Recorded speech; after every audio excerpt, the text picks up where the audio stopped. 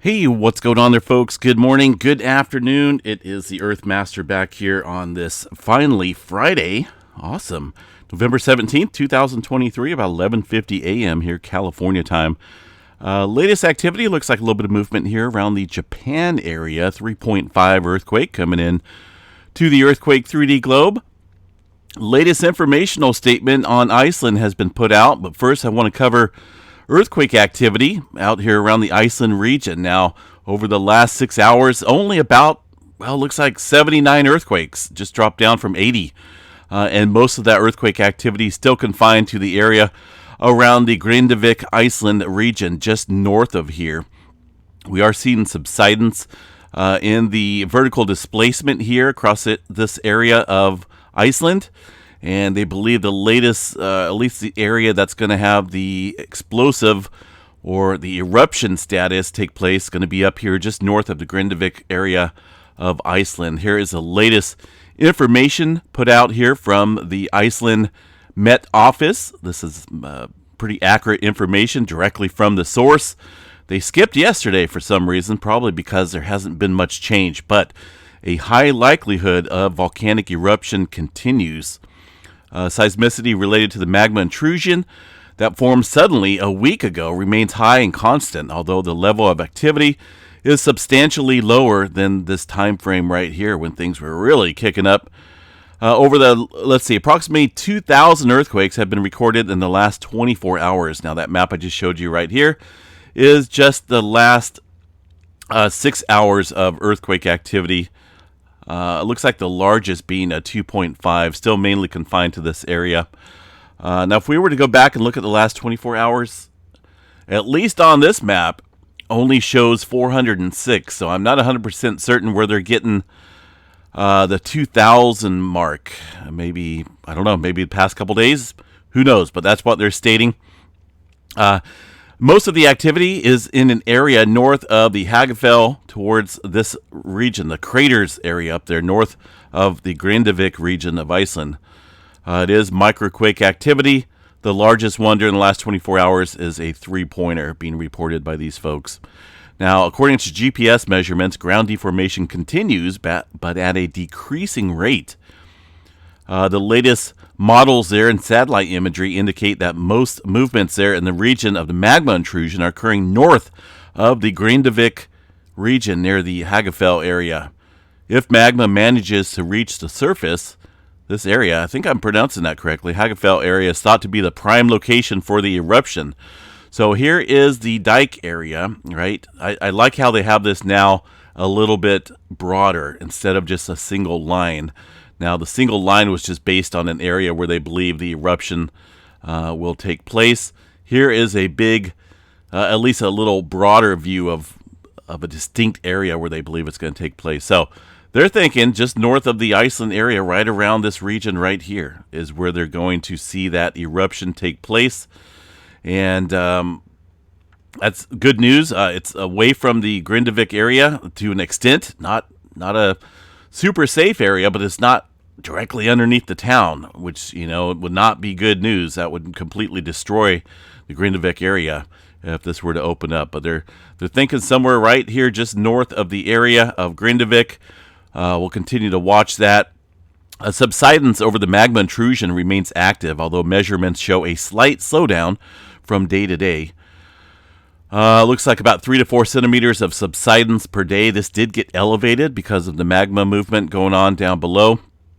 But right now, they believe just north of the Grindavik area of Iceland is where this activity is going to stir up. So we'll continue to watch that and, of course, report back on it with the latest information. Right now, seismograph stations up there look pretty quiet. This is the Iceland station. Not a whole lot going on with that activity for now. But again, no eruption, but still high likelihood of volcanic eruption there continues north, they believe north of the Grindavik area of Iceland. All right, let's take a look at earthquake activity here in the last 24 hours. Now, we did see some larger movement taking place out here overnight with a 6.7 earthquake here into the Philippines area. Of course, no stranger here to large earthquakes and just earthquakes in general. This is a very active zone. backed up by many different factors here. You got quite a bit of pressure building up out here across many different plate boundaries pointing in this direction in terms of the momentum of pressure, the pressure gradient, and movement in general out here. 6.7, it was up in the orange pager system. No informational statement on it, but it looks like limited area was affected for the liquefaction estimate. Landslide as well.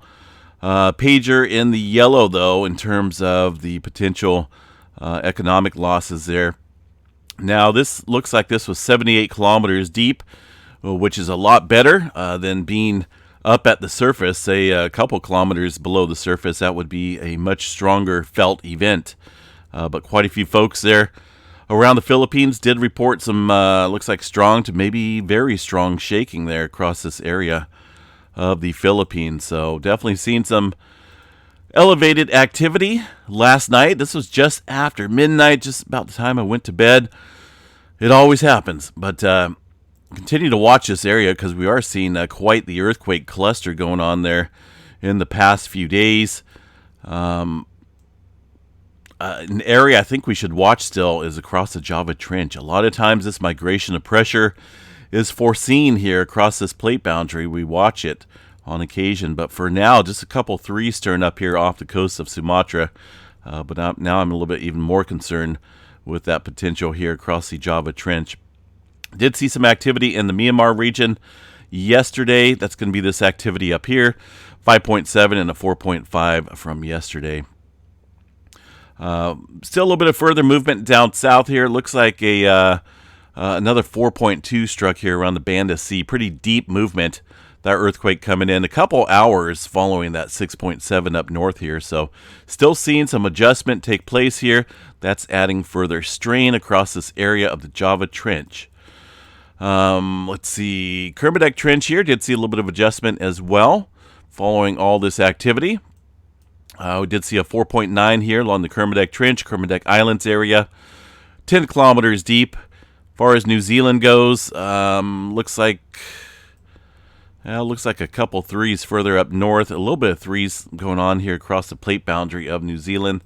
Let's double check that and see what we have. Not for sure if that was last night or this morning. 2.8 South Island, 2.7 yesterday, 2.4. So it looks like we got a little bit of activity stirring up here across the plate boundary of New Zealand. A lot of smaller quakes in there as well. This 4.7 north there into the Grindavík Trench area. As far as the mainland areas, North and South Island, mostly threes and some twos out there. We'll continue to watch this, though, see if anything stirs back up along that plate boundary of New Zealand. They've been awfully quiet in terms of larger scale movement. 4.2 coming in within the last hour of Alaska. That is right smack dab on the plate boundary, right at the Kodiak Seamount. I think I pronounced that correctly. It's Friday, right? But yeah, right there, 4.5 kilometers deep. We'll continue to watch that. That's kind of crazy. For California, well, let's start up here in the Pacific Northwest. This is yesterday's movement. A little bit of activity across the Mount St. Helens area. I was stirring up there from yesterday and today. Nothing major going on there yet. Northern California, a handful of smaller quakes out here in the last hour or so, mostly around the Clear Lake volcanic field. That is, of course, associated with the hydrothermal plants out there that create some energy by utilizing the heated surface or the heated areas below. Southern California got one interesting earthquake here on the Garlock Fault shear zone. Now, this is definitely an area to watch. It's way different in terms of the plate dynamics out here. You normally got this north to south or northwest to southeast type movement, and you can generally see them. They all kind of have a little slant that goes either up and down or slightly northwest to southeast. But this here is a shear zone, and I believe this region does build up quite a bit of strain at this intersection of the plate boundary. It has to. It's been a little while since we've seen any movement on that area, but right now 1.8.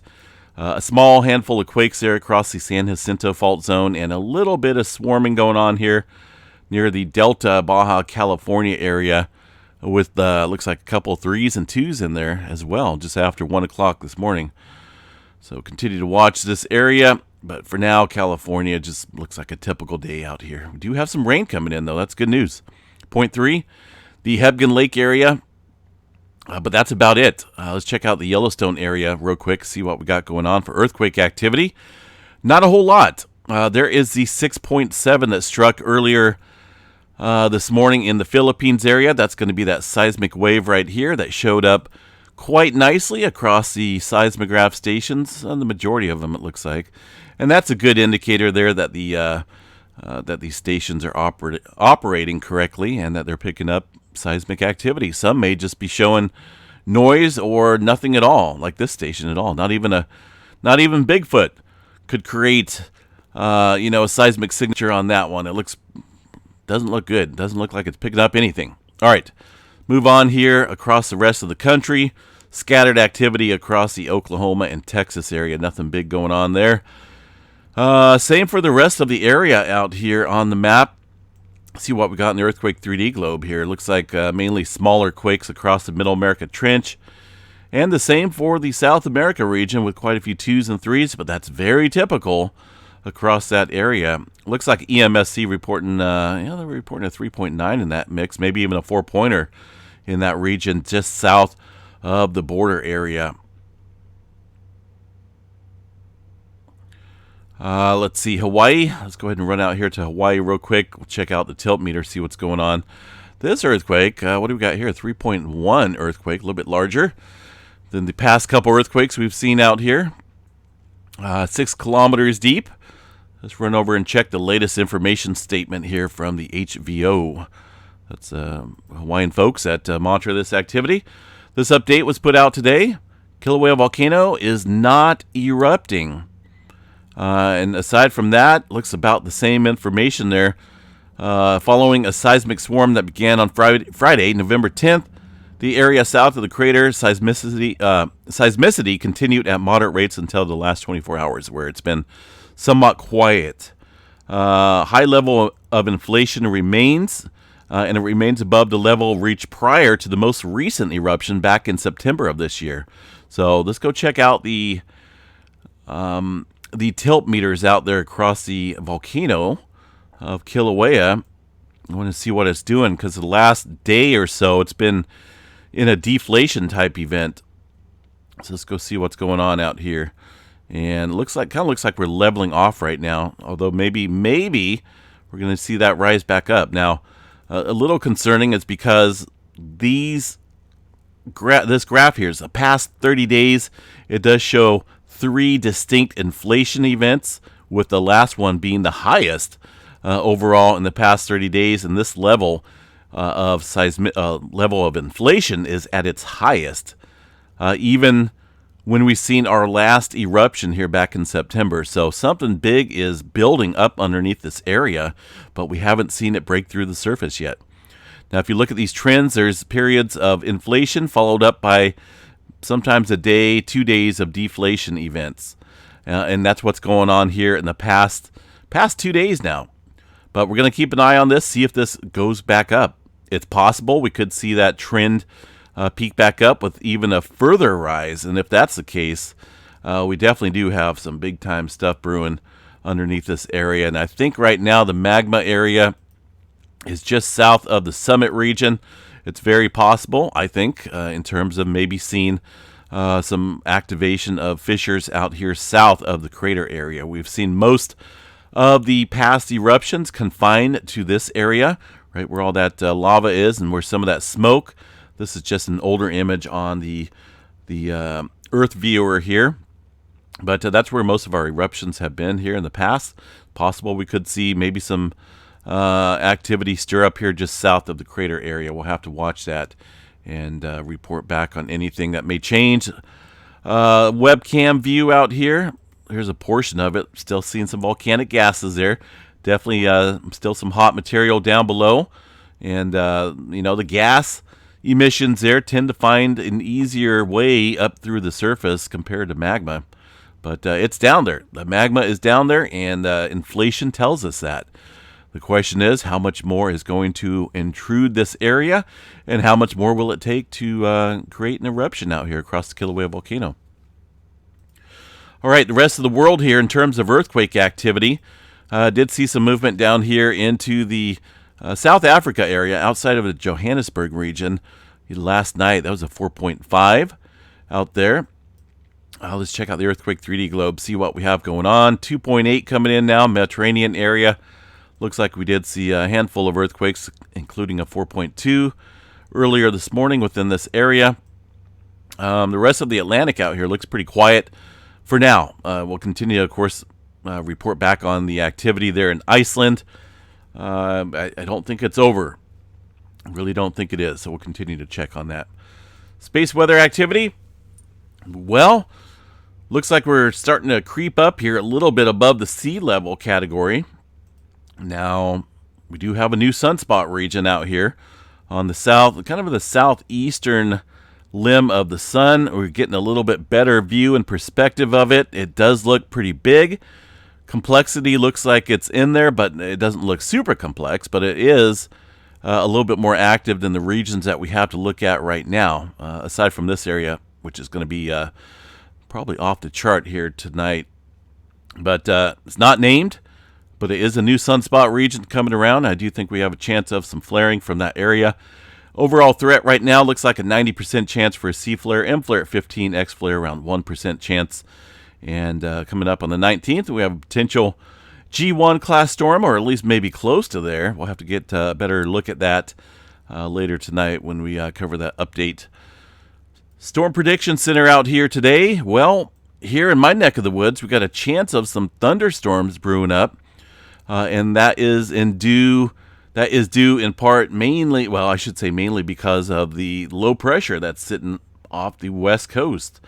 Let me bring up the windy map here and show you guys this low pressure out here spinning. I'm going to pull up the satellite view, get a little bit better view of this low pressure. Actually pretty neat looking. Put this into play last 2 hours or so. This is making its way towards the north and northeast here. Now, there is quite a bit of moisture out here in the atmosphere because of this low pressure, and that will be tapping into one another here and bring rainfall across the west coast, beginning a little bit later tonight and tomorrow as well, early tomorrow. But we do have chances of thunderstorms due to this type of convection with that south flow. So watch for thunderstorms out here today. Nothing severe. But I think our better chance at thunderstorms will be tomorrow. Now, we are expecting some rainfall as well. Nothing big. Rain accumulation here. That's technically going to be on this map next 3 days, but that's going to cover tonight and tomorrow.